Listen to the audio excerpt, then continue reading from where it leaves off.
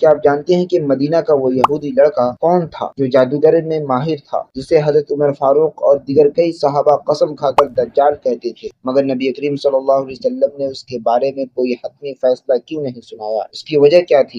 اگر وہ دجال تھا تو واقعی حرہ کے موقع پر غالب ہو کر ہمیشہ کے لیے کہاں چلا گیا؟ اگر اس کی حقیقت جاننا چاہتے ہیں تو اس ویڈیو کو آخر تک ضرور دیکھیے گا۔ خوش آمدید ہے ہدایت کے سفر میں۔ آج ہم ایک بہت ہی کہہ سکتے ہیں پورے اسرار موضوع پر بات کریں گے، ابن سیاد۔ ایک ایسا نام جس کے ساتھ یہ سوال جڑا ہے کہ کیا وہ دجال تھا جس سے ہمیں خبردار کیا گیا؟ جی بالکل۔ ہمارے پاس جو معلومات ہیں وہ زیادہ تر احادیث اور جو پرانی تاریخی روایات ہیں ان پر مبنی ہیں۔ تو آج کوشش کریں گے کہ ابن سیاد سے متعلق جو بھی ثبوت ہیں، واقعات ہیں یا جو مختلف رائے، ان سب کو ذرا سمجھیں۔ یقیناً، اور یہ سمجھنا ضروری ہے کہ ابن سیاد کا معاملہ نبی کریم صلی اللہ علیہ وسلم کے زمانے میں اتنی اہمیت کیوں اختیار کر گیا تھا۔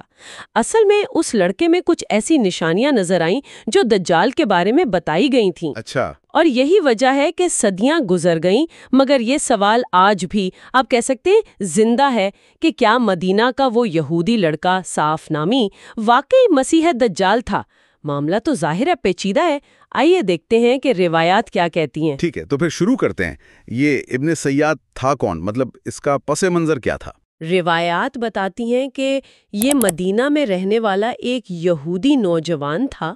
اصل نام صاف تھا اور کچھ یوں سمجھے جادو ٹونے یا شعبدہ بازی جیسی چیزوں کا بھی ذکر ملتا ہے اس کے حوالے سے۔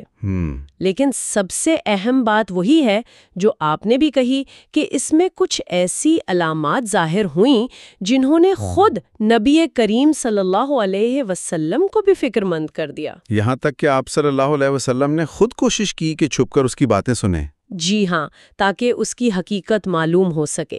لیکن یہ نقطہ بہت اہم ہے کہ اتنی فکر مندی کے باوجود آپ صلی اللہ علیہ وسلم نے کبھی کھل کر حتمی طور پر نہیں کہا کہ ہاں یہی دجال ہے۔ تو مطلب ایک ابہام، ایک غیر یقینی کیفیت شروع سے ہی تھی۔ بالکل، یہی ابہام تو ساری بحث کی بنیاد ہے۔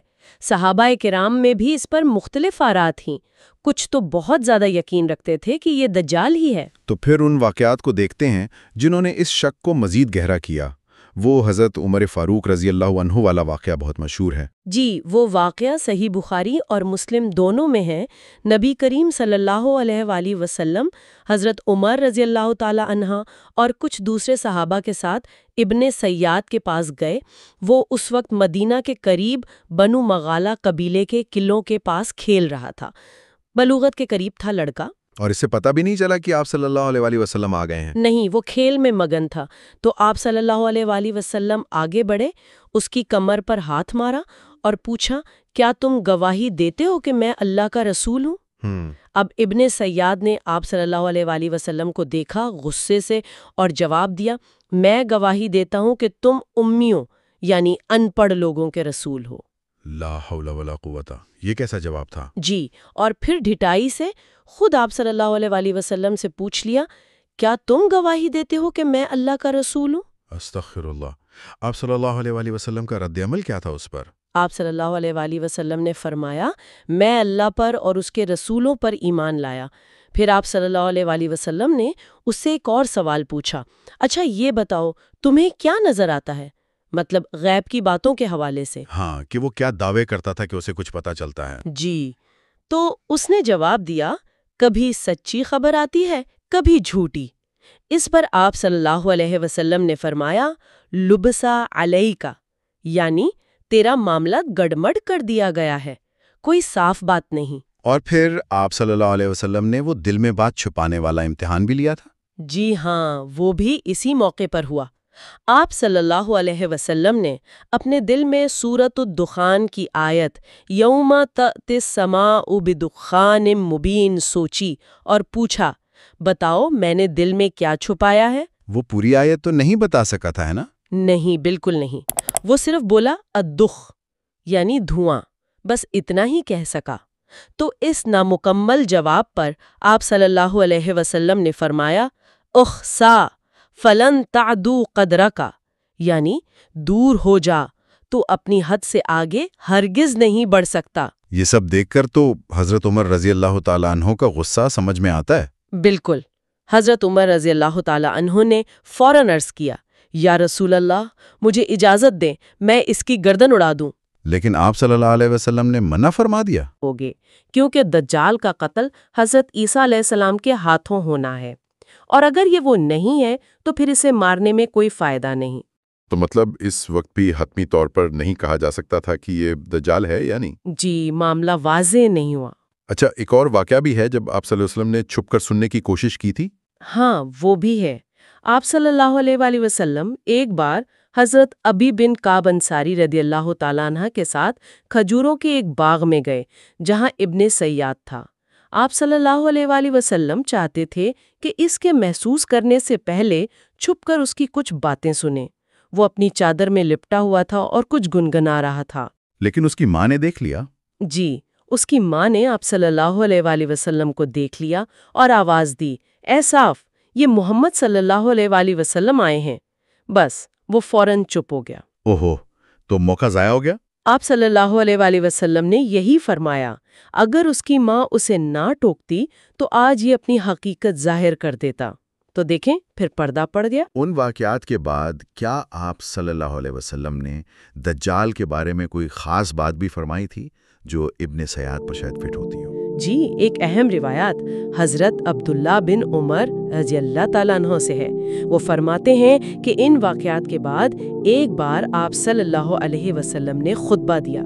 اللہ کی حمد و ثنا کے بعد خاص طور پر دجال کا ذکر کیا اور فرمایا، میں تمہیں اس سے ڈراتا ہوں۔ ہر نبی نے اپنی قوم کو اس سے ڈرایا ہے، لیکن میں تمہیں اس کی ایک ایسی نشانی بتاتا ہوں جو کسی نبی نے اپنی قوم کو نہیں بتائی۔ وہ کیا نشانی تھی؟ فرمایا، جان لو کہ وہ کانا ہوگا اور تمہارا رب کانا نہیں ہے۔ کانا؟ اچھا، تو کیا ابن سیاد کانا تھا؟ اس وقت تو نہیں، لیکن بعد کی روایات میں آتا ہے کہ اس کی ایک آنکھ خراب ہو گئی تھی یا سوج گئی تھی۔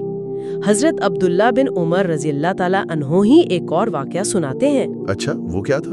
وہ فرماتے ہیں کہ ایک بار راستے میں ان کی ملاقات ابن سیاد سے ہوئی تو دیکھا کہ اس کی ایک آنکھ انگور کی طرح پھولی ہوئی ہے۔ انہوں نے پوچھا، تیری آنکھ کو یہ کیا ہوا؟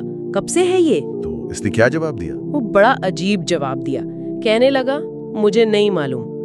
ابن عمر رضی اللہ عنہ نے حیرانی سے کہا، آنکھ تمہارے سر میں ہے اور تمہیں نہیں معلوم؟ تو کہنے لگا، اگر اللہ چاہے تو اسے تمہاری اس لاٹھی میں پیدا کر دے۔ ہیں؟ یہ کیسی بات ہوئی؟ جی، اور پھر اس کے بعد اس نے گدھے کی طرح زور سے خراٹے کی آواز نکالی۔ یہ تو واقعی بہت ہی عجیب رویہ ہے۔ مطلب اس طرح کی حرکتیں تو شک کو اور بڑھا دیتی ہیں۔ یقیناً، اور یہ شک صرف عام لوگوں کو نہیں تھا۔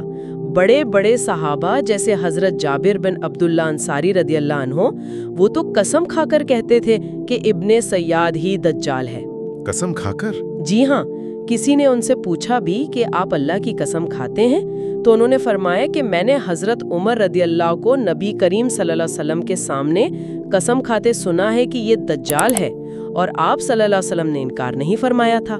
حضرت عمر رضی اللہ عنہ جیسی شخصیت کا قسم کھانا اور آپ صلی اللہ علیہ وسلم کا خاموش رہنا، یہ تو بہت وزنی بات ہے۔ بہت زیادہ۔ اور خود حضرت عبداللہ بن عمر رضی اللہ تعالیٰ عنہ کا بھی یہی خیال پختہ ہو گیا تھا۔ وہ فرماتے تھے، خدا کی قسم مجھے کوئی شک نہیں کہ ابن سیاد ہی دجال ہے۔ تو ان بزرگ صحابہ کا اتنا مضبوط موقف تھا اس پر۔ ایک اور روایت ہے جو اس کی پیدائش اور والدین کے بارے میں کچھ تفصیل بتاتی ہے۔ وہ حضرت ابو بکرہ سے ہے شاید؟ جی، وہ بھی بہت اہم روایت ہے۔ حضرت ابو بکرہ فرماتے ہیں کہ رسول اللہ صلی اللہ علیہ وسلم نے فرمایا تھا، دجال کے ماں باپ 30 سال تک ایسے رہیں گے کہ ان کے ہاں اولاد نہیں ہوگی۔ 30 سال؟ جی، 30 سال۔ پھر ان کے ہاں ایک لڑکا پیدا ہوگا جو کانا ہوگا، بہت ضرر رساں، کم نفع دینے والا۔ اس کی آنکھیں سوئیں گی لیکن اس کا دل نہیں سوئے گا۔ کیا والدین کے بارے میں بھی کچھ بتایا تھا آپ صلی اللہ علیہ وسلم نے؟ ہاں، تفصیل بتائی تھی۔ فرمایا، اس کا باپ بہت لمبا ہوگا، کم گوشت والا، جیسے ناک بہت لمبی اور پتلی ہو، جیسے چونچ ہوتی ہے، اور اس کی ماں بہت موٹی، بھاری جسم کی، لمبے ہاتھوں والی ہوگی۔ اور پھر کیا حضرت ابو بکرہ نے ایسے والدین کو مدینہ میں دیکھا تھا؟ یہی تو حیران کن بات ہے۔ وہ کہتے ہیں کہ ہم نے مدینہ کے یہودیوں میں ایسے بچے کے بارے میں سنا تو میں اور حضرت زبیر بن عوام رضی اللہ عنہ اسے دیکھنے گئے तो जब उसके वालिदैन के पास पहुंचे तो वो बिल्कुल वैसे ही थे जैसे आप सल्लल्लाहु अलैहि वसल्लम ने फरमाया था। सुभान अल्लाह। हमने उनसे पूछा तो उन्होंने कहा, हाँ, हम 30 साल बे औलाद रहे, फिर ये काना बेटा पैदा हुआ, कम नफा वाला, इसकी आंखें सोती हैं, दिल नहीं सोता। बिल्कुल वही तफसीलात। तो क्या इब्ने सयाद से भी मुलाकात हुई? जी, जब ये वहां से निकले तो देखा कि इब्ने सयाद धूप में चादर ओढ़े लेटा कुछ गुनगुना रहा है। उसने इनकी आहट सुनी या बात सुनी तो सर से चादर हटाकर पूछा, तुम लोगों ने क्या कहा? ये हैरान हुए कि तुमने सुन लिया, हम तो समझे सो रहे हो। तो उसने फौरन कहा, हाँ, मेरी आंख सोती है पर मेरा दिल नहीं सोता। वही अल्फाज जो आप सल्लल्लाहु अलैहि वसल्लम ने फरमाए थे। ये तो बहुत मजबूत शहादत लगती है। लगती तो है, लेकिन फिर एक और वाकया है जो मामले को फिर से उलझा देता है। वो हजरत अबू सईद खुदरी वाला वाकया। हाँ, वो सफर वाला, जहाँ उसने खुद को बेगुनाह साबित करने की कोशिश की थी। जी, हजरत अबू सईद खदरी रजी अल्लाह ताला फरमाते हैं कि मक्का के सफर में वो मेरा हमसफर बन गया। रास्ते में मुझसे शिकायत करने लगा कि लोग मुझे दज्जाल कहते हैं, मुझे बहुत तकलीफ होती है। अच्छा। फिर उसने दलीलें दी। कहा, देखो, क्या रसूलुल्लाह सल्लल्लाहु अलैहि वसल्लम ने नहीं फरमाया था कि दज्जाल काफिर होगा? मैं तो मुसलमान हूँ।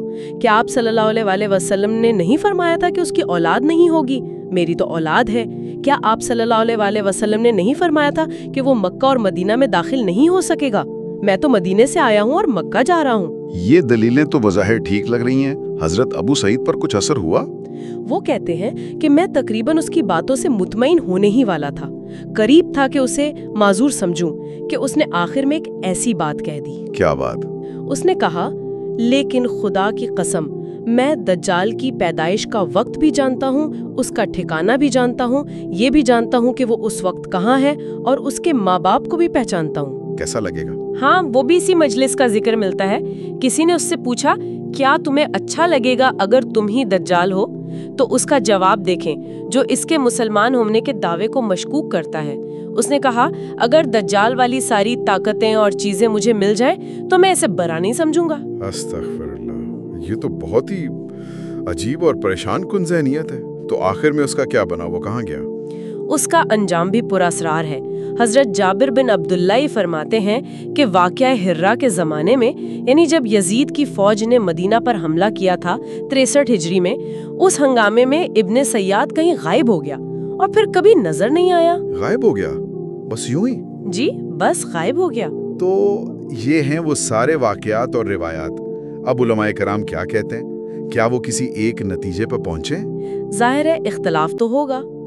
इख्तिलाफ तो बिल्कुल है। जैसे सहाबा में था, वैसे ही बात के उलमा में भी रहा।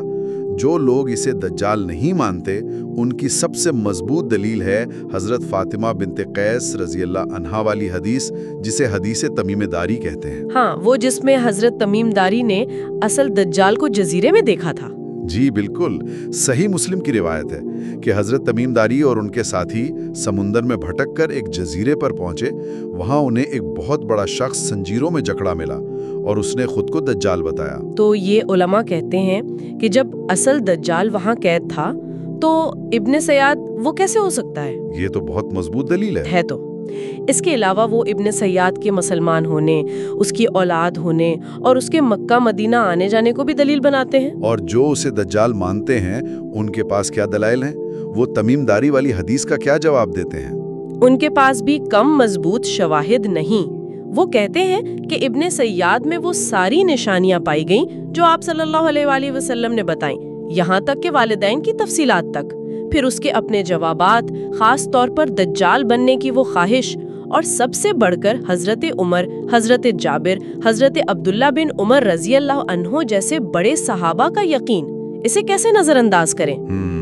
इमाम नोवी रहमतुल्लाह अलैह जैसे बड़े मुहद्दिस ने कहा है कि इसका ज़ाहिरी इस्लाम कबूल करना या हज करना ये कोई पक्की दलील नहीं कि वो दज्जाल नहीं था।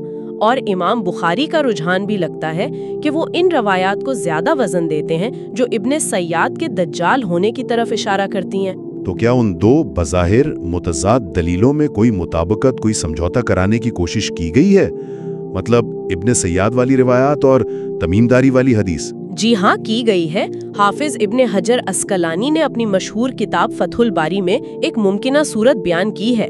وہ فرماتے ہیں کہ ہو سکتا ہے کہ جسے حضرت تمیم داری نے دیکھا وہ تو اصل دجال اکبر ہی تھا جو آخری زمانے میں نکلے گا۔ اچھا، اور ابن سیاد جو تھا وہ شاید اصل دجال نہ ہو بلکہ ایک شیطان ہو جو اس زمانے میں دجال کی شکل اختیار کیے ہوئے تھا لوگوں کو فتنے میں ڈالنے کے لیے۔ ایک شیطان؟ جی، یا اس کا قرین یعنی ساتھی جن، اور پھر وہ یہاں سے غائب ہو کر اصفہان چلا گیا ہو اور وہاں اصل دجال کے نکلنے کے وقت تک روپوش ہو گیا ہو۔ یہ تو ایک بالکل ہی نیا زاویہ ہے، کیا اس کی کوئی دلیل بھی ہے؟ حافظ ابن حجر اس کے لیے ابو نعیم اصفہانی کی کتاب تاریخ اصفہان سے ایک روایت لاتے ہیں۔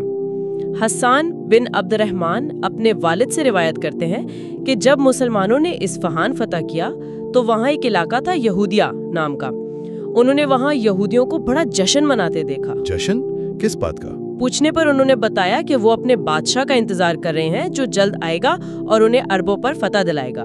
حسان کے والد کہتے ہیں کہ اگلے دن انہوں نے لشکر کی طرف سے گرد و غبار اٹھتے دیکھا اور ایک شخص ظاہر ہوا جو بالکل ابن سیاد جیسا تھا۔ ابن سیاد جیسا؟ جی، اور وہ اس یہودیہ بستی میں داخل ہو گیا اور پھر کبھی باہر نہیں آیا۔ اور یہ بات بھی اہم ہے کہ کچھ دوسری روایات میں آتا ہے کہ دجال کے ابتدائی پیروکاروں میں اصفہان کے یہودی ہوں گے۔ یہ تو واقعی بہت ہی پیچیدہ اور کہہ سکتے ہیں طے در طے معاملہ ہے۔ تو آخر میں ہم کیا کہیں، حتمی بات کیا ہے؟ حتمی بات وہی ہے جو نبی کریم صلی اللہ علیہ وسلم کے عمل سے ظاہر ہے۔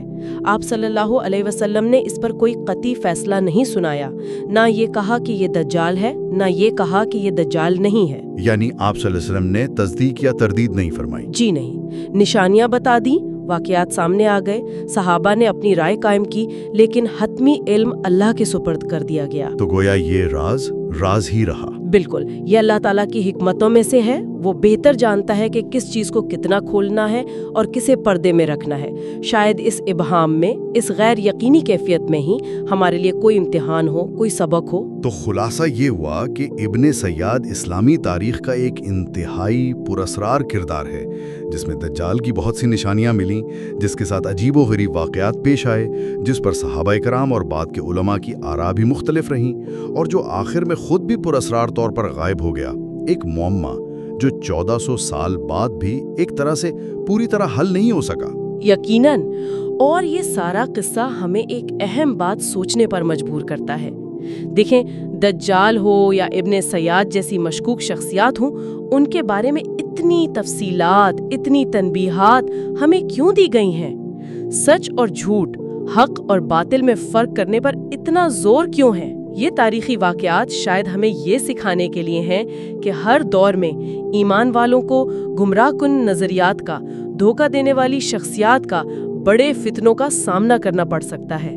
تو اصل سوال یہ ہے کہ ہم آج کے دور میں ان چیلنجز کا مقابلہ کرنے، دھوکے کو پہچاننے اور حق پر قائم رہنے کے لیے خود کتنے تیار ہیں؟